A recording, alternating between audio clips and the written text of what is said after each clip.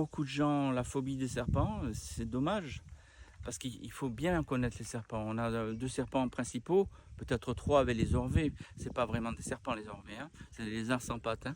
Mais les serpents, vous avez les couleuvres et les vipères, mais sachez qu'on en a besoin, c'est absolu. Il faut vraiment qu'on les garde et qu'on apprenne à nos enfants à les protéger et à se protéger eux-mêmes pour pas les surprendre.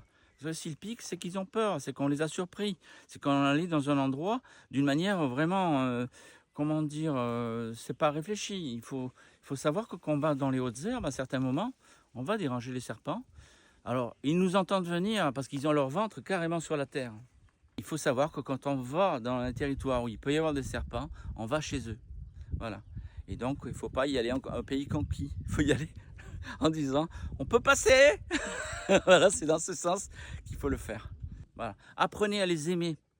Les serpents, si vous regardez une statue de la Vierge dans un village, vous verrez que la Vierge Marie, elle a son pied sur un serpent. C'est pas pour dire oh la sale bête, c'est le diable, je l'ai dominé, hein, parce qu'on dit que le serpent a influencé Ève dans le jardin d'Éden. C'est pas du tout ça. La Vierge, c'est la terre.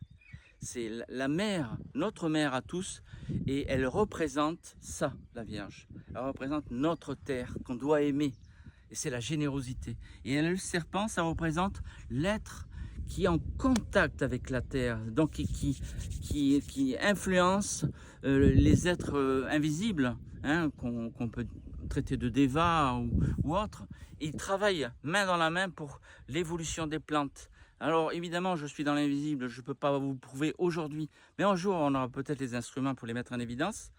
Et tant qu'on n'avait pas le télescope, on pouvait parler de certains astres sans pouvoir prouver quoi que ce soit, même si on avait l'intuition. Eh bien, un jour, on y arrivera.